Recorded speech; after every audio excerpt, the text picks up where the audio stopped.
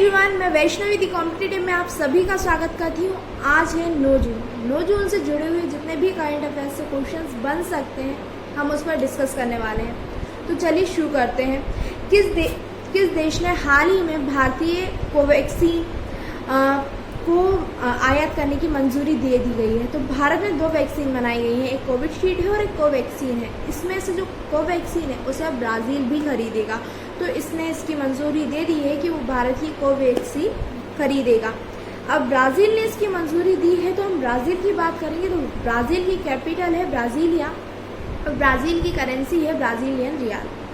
Next question की बात कर लेते हैं। तो जून 2021 में हुई आरबीआई की मौद्रिक नीति समिति की बैठक के बाद रेपो दर कितनी तय की गई है?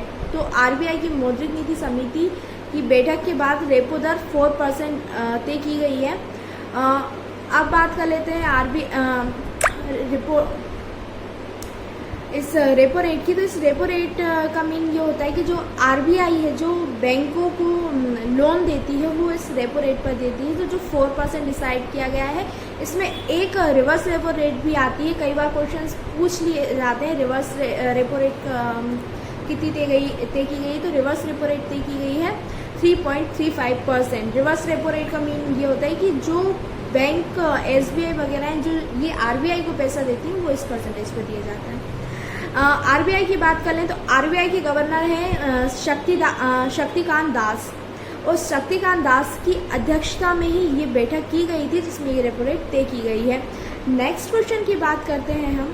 तो हाल ही में असम का 6वां नेशनल पार्क किसे घोषित किया गया है? असम में पहले से ही 5 नेशनल पार्क थे, अब एक और 6वां नेशनल पार्क बन चुका है जो है रायमोना का। तो ये असम में बना है। नेक्स्ट क्वेश्चन की बात कर लेते हैं। किस महिला धावक ने 10,000 मीटर की दूरी पूरी कर नया रिकॉर्ड बनाया है? तो ये सिफान हासन ने बनाया है। सिफान हासन नीदरलैंड की रहने वाली हैं और इन्होंने 29 मिनट 6 सेकंड में ये 6 सेकंड का नया रिकॉर्ड बनाया है। ये नीदरलैंड की रहने वाली हैं सिफान हासन। अब नीदरलैंड की कैपिटल क्या है? एम्स्टर्डम। तो इन्होंने ये नया रिकॉर्ड बनाया है। नेक्स्ट क्वेश्चन की बात कर लेते हैं कि किस राज्य के मुख्यमंत्री ने 80 एकड़ ऑक्सीबैन बनाने की घोषणा की है? तो ये हरियाणा के द्वारा की गई है। अब ये ऑक्सीबैन क्या होता है? तो ऑक्सीबैन का मतलब होता है कि ये लोग जंगल बनाएंगे नए, क्योंकि अभी 5 जून को ही हमने विश्व पर्यावरण दिवस मनाया था।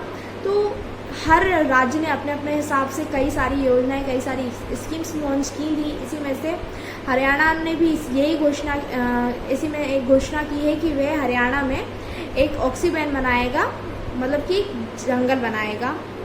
हरियाणा ने ये घोषणा की थी। तो अब बात कर लेते हैं हरियाणा की। तो हरियाणा के सीएम है मनोहर लाल खट्टर और वहाँ के राज्यपाल हैं सत्यदेव नारायण आर्य। नेक्स्ट क्वेश्चन की बात करते हैं।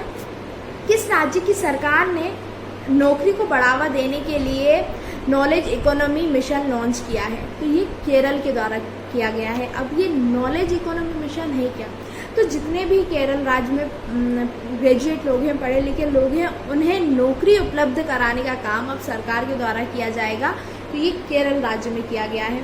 केरल से जुड़ी हुई कुछ करंट अफेयर्स और हैं जो मोस्ट इम्पोर्टेंट है कि सब्जियों के लिए एमएसपी तय करने वाला केरल देश का पहला राज्य है, और सीएए के विरोध में प्रस्ताव पास करने वाला भी पहला राज्य है, और डिजिटल एजुकेशन प्रदान करने वाला भी ये देश का पहला राज्य है। भारत का पहला मजदूर आंदोलन संग्रहालय यहीं पर बना है, और भारत का पहला स्पेस पार्क तिरुवनंतपुरम में बना है जो केरल की राजधानी है। ये मोस्ट इम्पोर्टेंट क्वेश्चन फैक्ट्स इसलिए हैं क्योंकि पहली जो भी चीज़ होती है वो एग्ज़ाम में मोस्टली पूछ ली जाती है, तो इसके पेपर में आने के चांसेस थोड़े बढ़ जाते हैं। नेक्स्ट क्वेश्चन की बात कर लेते हैं हम। Times higher education Asia university ranking में कौन सा भारतीय संस्थान टॉप पर रहा है? तो ये IISc बेंगलोर रहा है। इस टॉप 100 में IISc की बेंगलोर की रैंक 37 रही है, और इसमें भारत के 2 संस्थान और शामिल हैं, IIT रोपड़ और IIT इंदौर। ये दोनों भी इन टॉप इंस्टीट्यूट्स में शामिल हैं।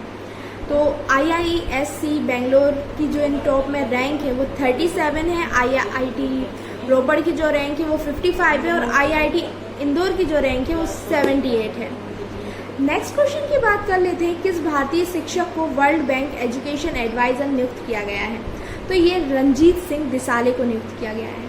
अब ये रंजीत सिंह दिसाले कौन है? तो ये रंजीत सिंह दिसाले महाराष्ट्र के एक शिक्षक हैं।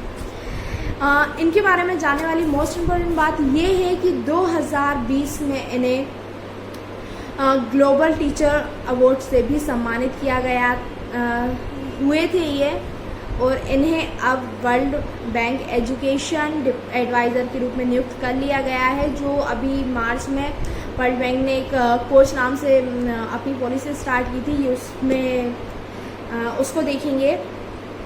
वर्ल्ड बैंक की बात कर लें तो वर्ल्ड बैंक की स्थापना हुई थी 1944 में, और वर्ल्ड बैंक से एक क्वेश्चन और बस बनता है, जो बहुत ज़्यादा का संचालन शुरू कब हुआ था? तो वर्ल्ड बैंक की स्थापना ज़रूर 1944 में हुई थी, लेकिन जो इसका संचालन शुरू हुआ था वो 1945 से हुआ था।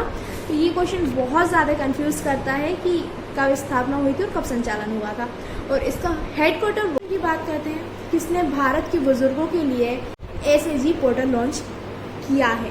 तो ये सामाजिक न्याय और अधिकारिता मंत्रालय के द्वारा किया गया है।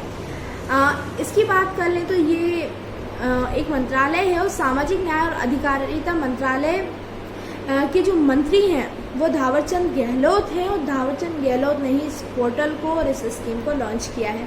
तो आज के लिए इतने क्वेश्चंस काफ़ी हैं। हम कल फिर मिलेंगे नए क्वेश्चंस के साथ, नए करंट अफेयर्स के साथ। तब तक के लिए चैनल को सब्सक्राइब कर दीजिए, वीडियो को लाइक शेयर कमेंट करना ही है, और बेल आइकन को दबा दीजिए, जिससे कि जैसे ही कोई वीडियो अपलोड हो आपको उसका नोटिफिकेशन तुरंत मिले और आप तुरंत वीडियो देख सकें।